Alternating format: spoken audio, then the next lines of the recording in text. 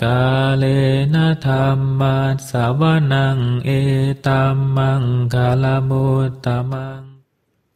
Part 10b. Hidup senang, mati tenang. Sumber, kumpulan artikel dan ceramah Ajahn Brahm. Narasumber, Ajahn Brahm. Penghimpun, Handaka Wijananda. Penerjemah, Chuang. Penyunting, Handaka Wijananda. Cetakan pertama, Februari 2009. Ehipasiko Foundation. Bab 14. Tak ada kebahagiaan di dunia ini. Sebuah suntingan ceramah yang disampaikan selama retret musim hujan 1999 di Bodhinyana Buddhist Monastery, dekat Perth, Western Australia. Diambil dari The Dhamma Journal, Buddhist Society of Western Australia, Juli 2001. Lanjutan.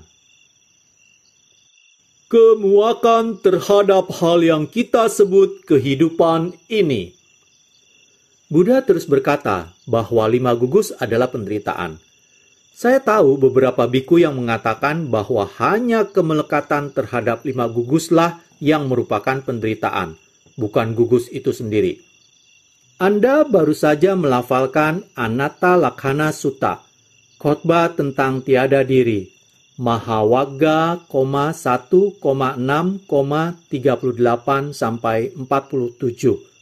Sebuah sutta yang sangat indah yang mengatakan dengan cukup jelas bahwa bukan hanya kemelekatan terhadap gugus yang merupakan penderitaan, tetapi adalah bentuk atau rupa tubuh ini sendiri adalah penderitaan.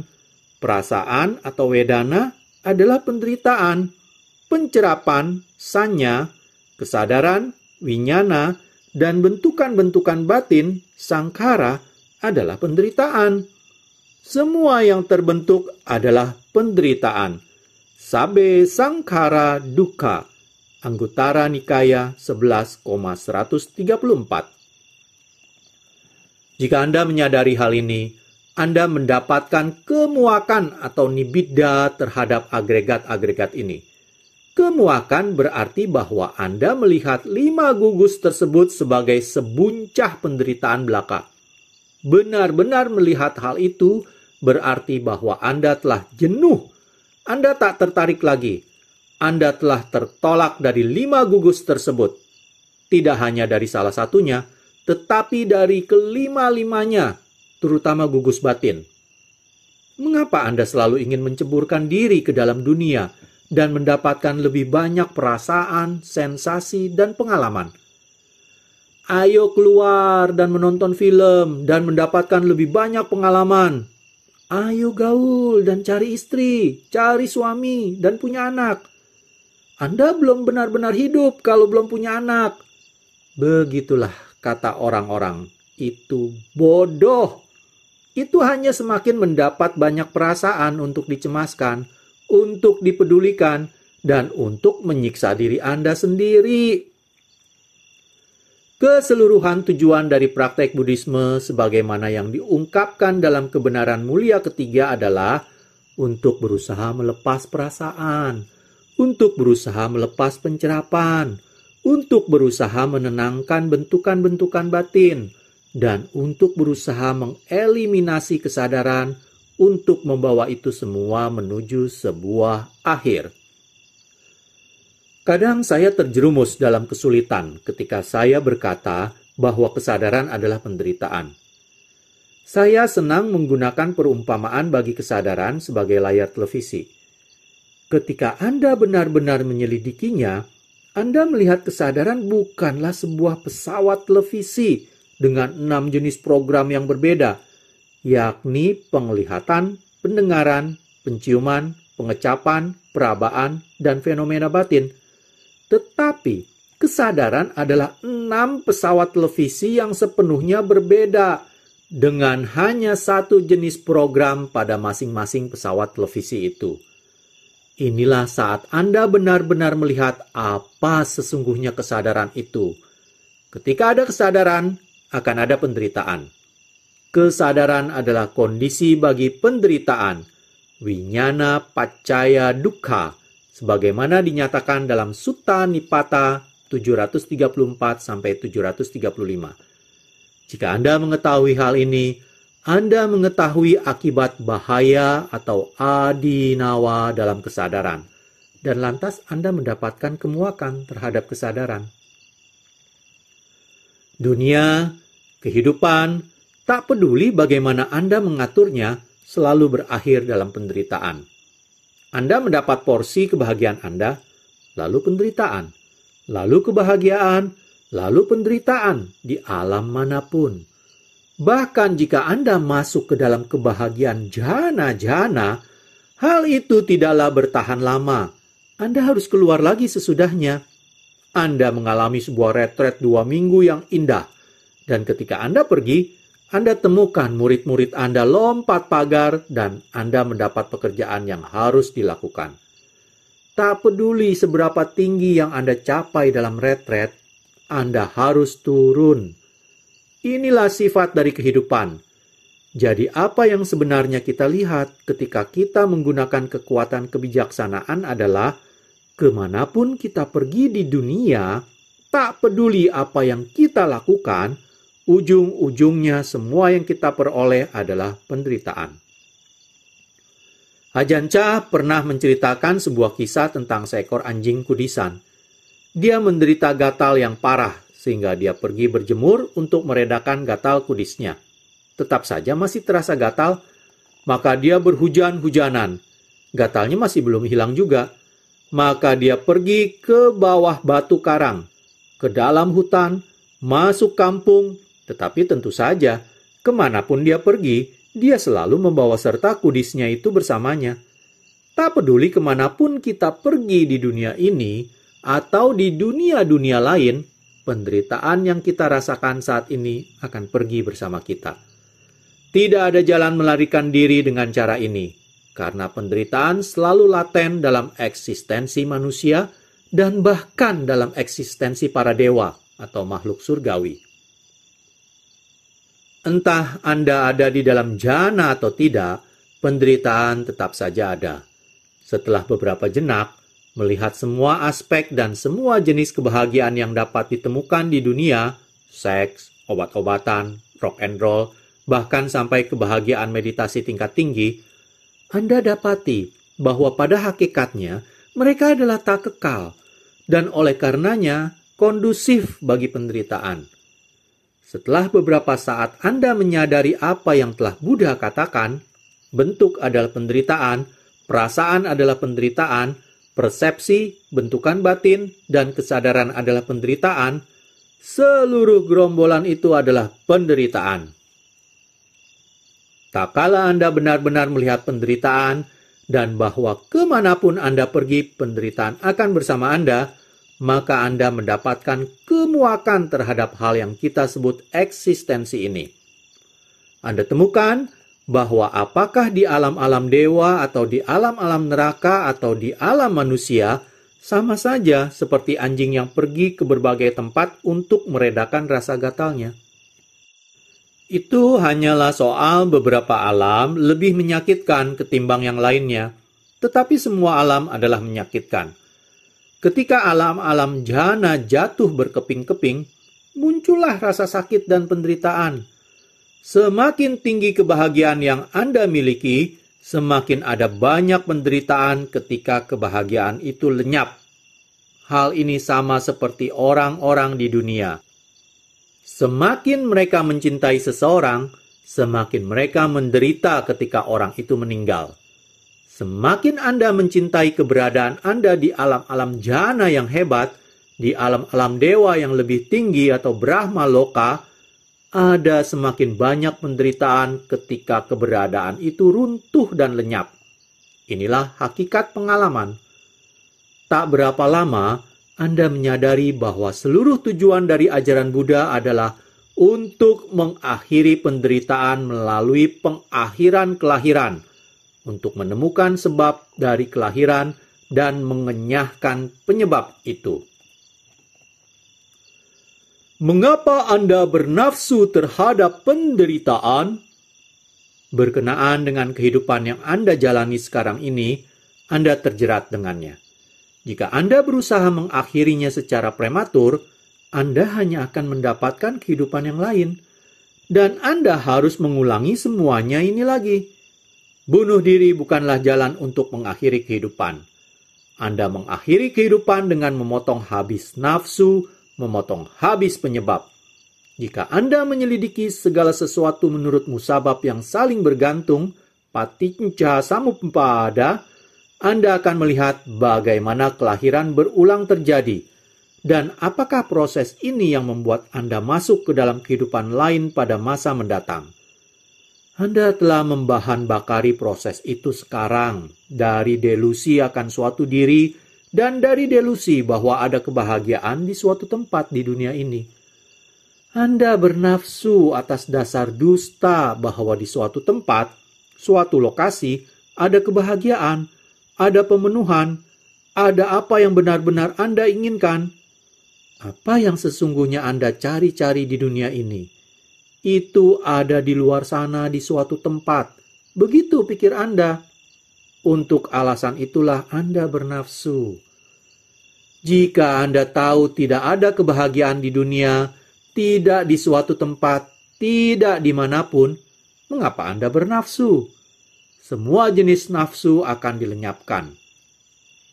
Jika Anda sungguh-sungguh melihat bahwa semua bentukan adalah penderitaan, jika Anda mampu sungguh-sungguh memahami dan menerima hal ini dengan sepenuhnya, maka itu akan menjadi akhir dari nafsu. Mengapa Anda bernafsu terhadap duka? Anda hanya bernafsu terhadap apa yang Anda anggap sebagai kebahagiaan. Kebahagiaan ini telah membakar Anda sepanjang masa demi masa kehidupan. Ketika saya bertanya kepada diri saya, apa yang sebenarnya saya inginkan? Saya selalu mendapatkan jawaban yang sama. Apa yang sebenarnya saya inginkan sesungguhnya adalah lebih banyak duka. Biku bodoh, diamlah. Melihat bahwa Anda mencari-cari lebih banyak duka adalah jalan yang baik untuk berhenti menginginkan. Anda sebenarnya melihat bahwa ilusi atau awija adalah Anda pikir bahwa Anda akan mendapatkan kebahagiaan. Lagi, jika Anda melihat dengan pemahaman yang jernih bahwa apa yang Anda inginkan sesungguhnya adalah penderitaan, Anda dapat berhenti menginginkan. Apa sih yang Anda inginkan di dunia ini? Apa yang benar-benar Anda inginkan? Apa yang Anda minta hanyalah lebih banyak penderitaan. Lepaskan. Pelepasan menuntun pada kedamaian. Bila Anda pernah bermeditasi, Anda temukan bahwa saat-saat yang paling membahagiakan, saat ketika Anda paling dekat dengan kebahagiaan sejati, adalah ketika Anda merasa kecukupan. Anda dapati di dalam kehidupan Anda bahwa Anda dapat merasa bahagia dengan sejumlah kecil semacam itu. Faktanya, semakin sedikit yang Anda miliki, semakin bahagia Anda jadinya. Inilah mengapa jalan pelepasan dan melepas dapat mengatasi nafsu. Ini adalah jalan dari kebenaran mulia ketiga. Pelepasan menuntun pada kedamaian. Praktekkan prinsip itu dalam kehidupan Anda. Setiap waktu adalah penderitaan. Di sana Anda harus melepas. Apa sih yang Anda lekati? Lepaskan sesuatu. Biarkan sesuatu itu berlalu. Rasakanlah kecukupan. Begitu Anda merasa kecukupan, masalah pun terpecahkan. Anda tidak perlu memikirkannya. Berdamailah dengan apapun yang terjadi. Siapa tahu, mungkin segerombolan orang telah disewa untuk datang dan menggebuki saya malam ini. Oke, saya dapat menangani hal itu. Apapun yang menimpa Anda, jika Anda mengetahui rasa kecukupan, maka Anda mengetahui jalan menuju kebebasan dari penderitaan. Ini adalah kebenaran mulia ketiga. Jangan sekedar memikirkannya. Praktekkan, lepaskan nafsu. Jika pernah ada sebuah masalah dalam meditasi Anda atau dalam hidup Anda, alih-alih mencoba solusi lain untuk mengatasi penderitaan, cobalah solusi kebenaran mulia ketiga. Lepaskanlah sesuatu.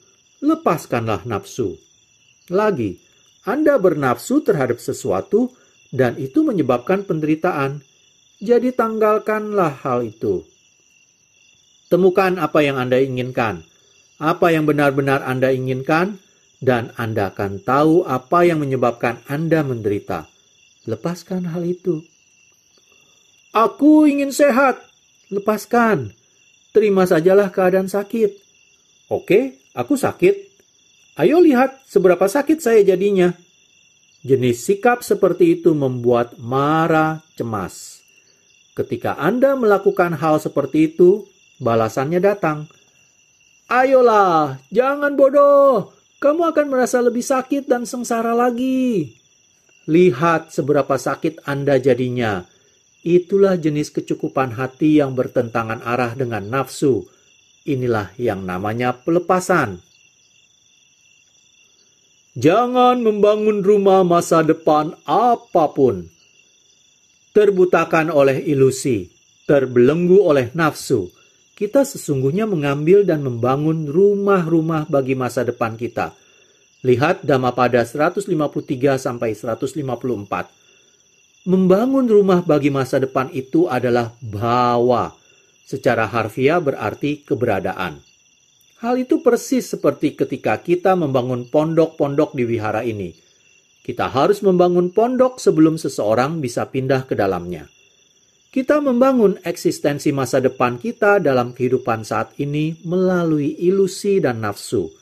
Kita membuat karma atau perbuatan berkehendak dan menciptakan bhawa bagi kehidupan yang akan datang. Kita membangun sebuah rumah bagi masa depan.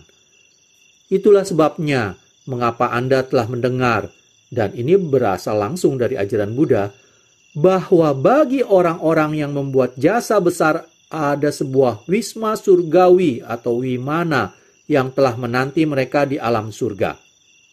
Bagi mereka yang membuat karma buruk, periuk-periuk berisi cairan mendidih telah siap merebus mereka, menanti mereka jatuh ke dalam neraka. Anda telah membangun rumah masa depan Anda.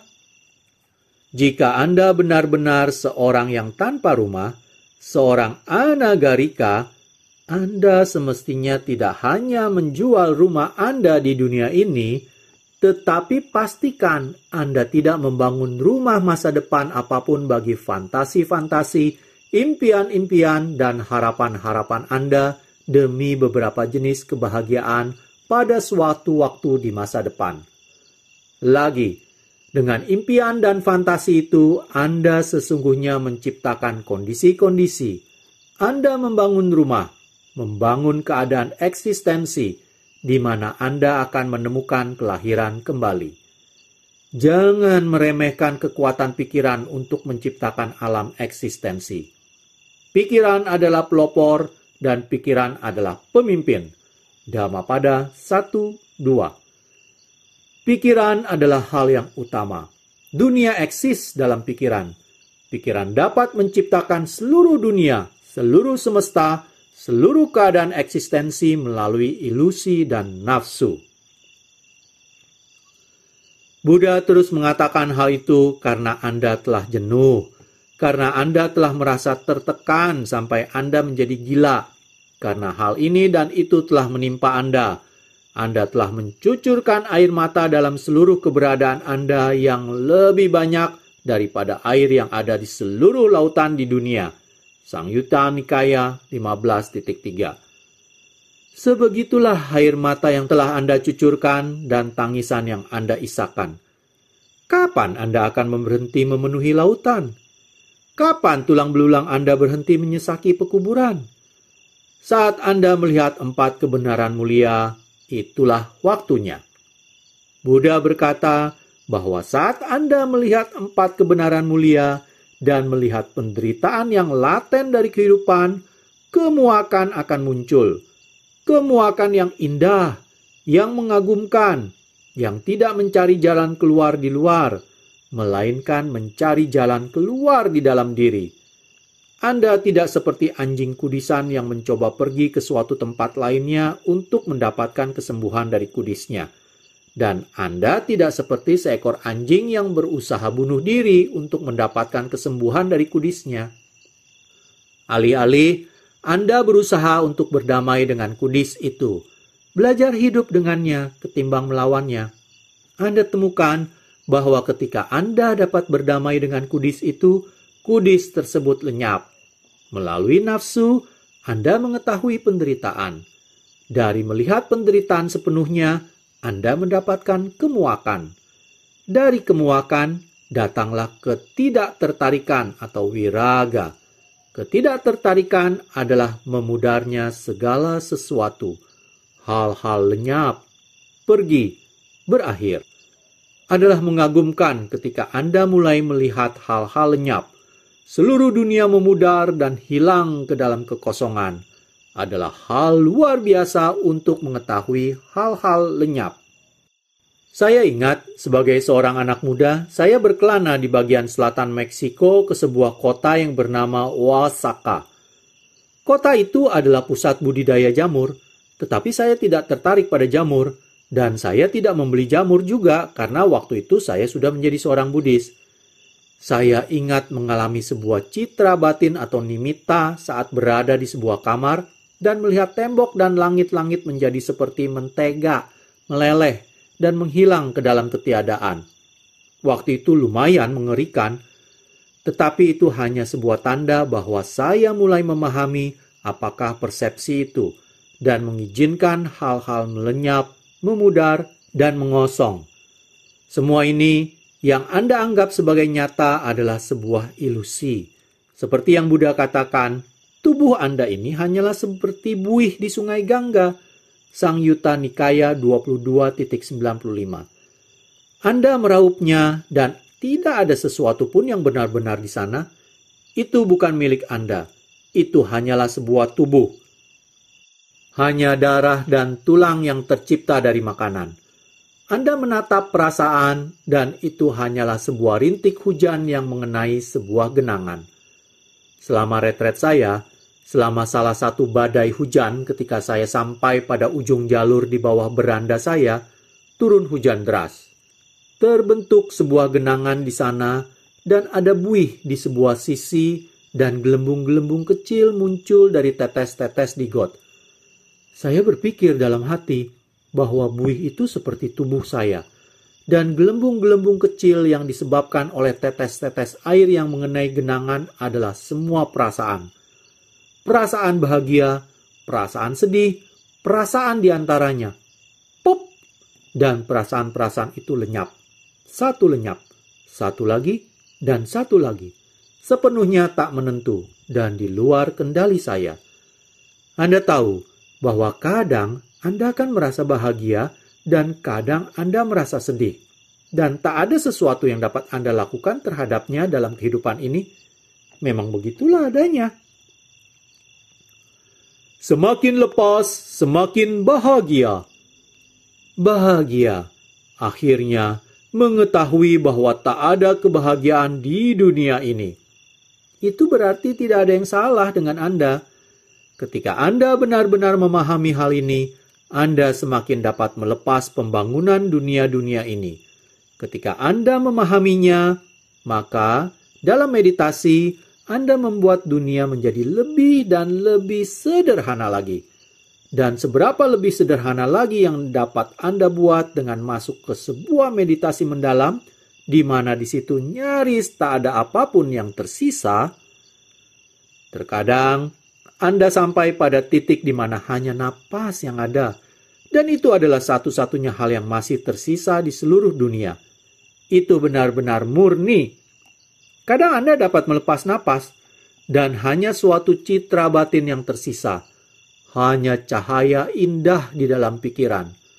Cahaya itu tidak bergerak dan sepenuhnya stabil. Indah, itu barangkali kebahagiaan terbaik yang pernah Anda alami. Tetapi pergilah lebih dalam, dan Anda masuk ke dalam jhana, yang merupakan kebahagiaan yang sepenuh-penuhnya, tak berubah, benar-benar memuaskan, sangat sederhana, dan sungguh nyata. Sungguh luar biasa jika mampu merenungi jhana-jhana. Jhana pertama itu begitu sederhana ketimbang yang Anda dapati sebelumnya. Anda telah melepas begitu banyak. Nyaris tak ada eksistensi apapun yang tersisa. Hanya secuil kecil yang disebut jhana pertama ini. Anda memasuki jhana kedua, dan di sana hanya ada setengah cuil yang tersisa. Anda nyaris tak ada di sana, dan Anda sulit mengatakan bahwa Anda eksis. Anda tidak melakukan apapun. Anda seperti sebongkah karang, stabil, diam. Tak banyak lagi yang berlangsung di sana karena Anda telah melepas begitu banyak. Hanya ada jejak kecil terakhir kesadaran yang tersisa. Sejauh ini, Anda menemukan hal itu sebagai pengalaman yang paling membahagiakan. Ketika Anda memasuki jhana ketiga, Anda bahkan menyerahkan lebih banyak lagi. Anda benar-benar masuk ke dalam urusan lepas-melepas ini. Anda benar-benar memulainya. Anda benar-benar memulai pelepasan nekkhamma.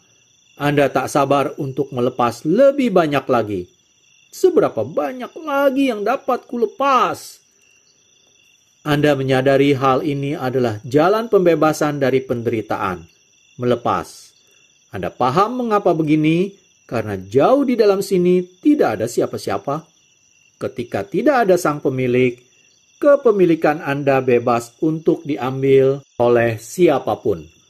Ketika tidak ada sang pemilik, alam dapat terus melaju, mengambil kebahagiaan Anda dan memberikan Anda penderitaan. Karena Anda tahu bahwa alam akan mengambil penderitaan Anda dan memberikan Anda kebahagiaan nantinya. Hal-hal ini bukanlah milik Anda. Semua sukacita dan depresi kita, kebijaksanaan dan kegilaan kita bukan milik siapapun. Itu semua hanyalah alam. Itulah semua yang ada. Jadi kita dapat melepas dan belajar untuk hidup dengannya. Karena kita tahu hal itu akan berubah. Setiap kali kita jatuh, kita tahu kita akan segera bangkit kembali. Setiap kali kita bangkit, kita tahu kita akan jatuh kembali. Itulah sifat alami kita. Itulah sebabnya mengapa kita dapat tersenyum ketika kita di bawah. Karena kita tahu hal itu tidak akan bertahan lama. Itulah sebabnya mengapa kita dapat merasa damai ketika kita di atas. Karena kita tahu bahwa hal itu juga tidak akan bertahan lama. Inilah cara berurusan dengan penderitaan dan belajar untuk melepas segala sesuatu. Memahami bahwa semakin banyak yang Anda berikan, semakin banyak kebahagiaan yang Anda peroleh. Memang hal ini perlu waktu. Anda harus memberi diri Anda waktu untuk mampu melakukan hal-hal ini. Anda harus sabar. Ini adalah sebuah proses yang alami, dan Anda semua telah memulai dengan cukup baik. Anda telah mengalami cukup banyak penderitaan di dunia ini. Jadi jangan pergi mencari kebahagiaan di tempat-tempat yang salah. Kalau tidak, Anda hanya akan menemukan lebih banyak penderitaan. Jangan seperti anjing kudisan. Duduk dan diamlah di satu tempat, dan lihatlah penderitaan lenyap dengan sendirinya tanpa Anda berbuat apa-apa. Hal terbaik yang bisa Anda lakukan ketika Anda menghadapi kesulitan sebagai seorang biku, sebagai seorang bikuni, atau sebagai seorang anagarika adalah tetap tenang dan tidak bergerak. Lakukanlah seperti Buddha di Bhaya Berawa Sutta, Majjhima Nikaya 4. Jika beliau sedang berjalan dan rasa takut muncul, beliau akan terus berjalan sampai rasa takut itu lenyap, dan hanya setelah itulah beliau berganti ke postur lainnya.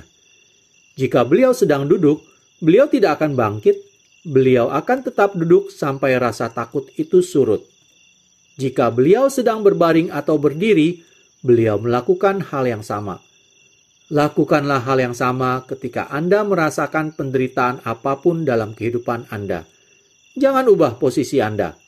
Apa yang saya maksudkan di sini adalah jangan melakukan apapun yang berbeda. Teruskan saja apa yang sedang Anda lakukan. Dan saya jamin apapun penderitaan yang Anda alami akan lenyap. Anda akan temukan bahwa penderitaan tersebut tidak ada hubungannya dengan bagaimana usaha Anda untuk mengatasi dan mengakalinya.